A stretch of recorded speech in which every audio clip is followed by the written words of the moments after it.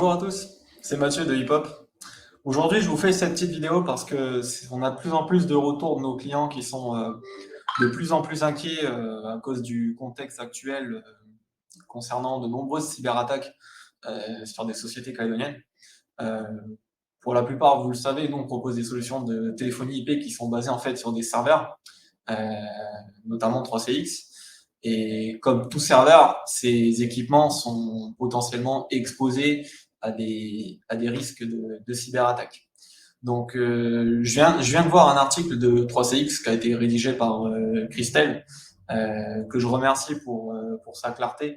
Et j'ai jugé vraiment utile de le décortiquer avec vous pour vous expliquer comment est gérée la sécurité chez 3CX, notamment pour vous protéger des cyberattaques. Donc, on va lire ensemble l'article, on va le survoler, je vous remettrai la présentation sur, je vous remettrai le lien de l'article en description. Donc voilà pour l'article. Donc on nous explique en fait qu'en 4 étapes, 3CX gère assez bien la sécurité de ces autocoms. Alors comment ça se passe en fait?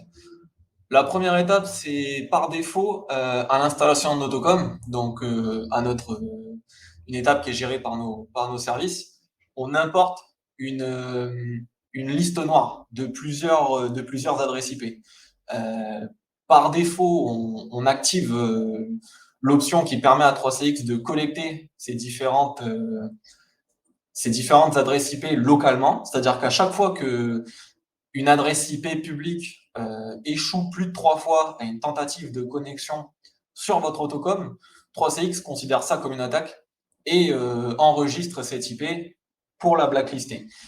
Par contre, en amont, il y a des possibilités. Ça arrive qu'on a des clients qui essayent de se connecter à leur autocom pour les manager et au final, ils font plusieurs erreurs. Bon, bah, dans ce cas-là, très souvent, ils nous appellent et c'est à nous de whitelister à nouveau l'adresse IP.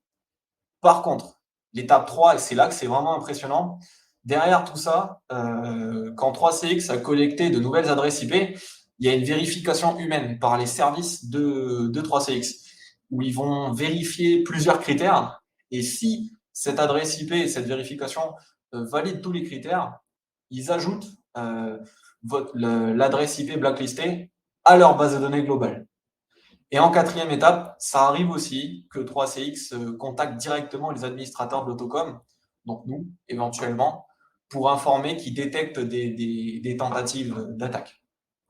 Tout ça pour vous dire que chez 3CX, la sécurité est assez bien gérée. C'est une solution très poussée. Donc, c'est vraiment rare qu'on constate des attaques sur les autocoms de nos clients. Et quand c'est le cas, très rapidement, on a de quoi réagir, notamment grâce au blacklisting. Voilà, c'est à peu près tout pour cette vidéo. Comme d'habitude, si vous avez des questions, n'hésitez surtout pas à nous contacter. On est là pour vous conseiller, éventuellement vous rassurer. Et voilà. Je vous remercie. C'est la fin de cette vidéo. Je vous dis à bientôt. Au revoir.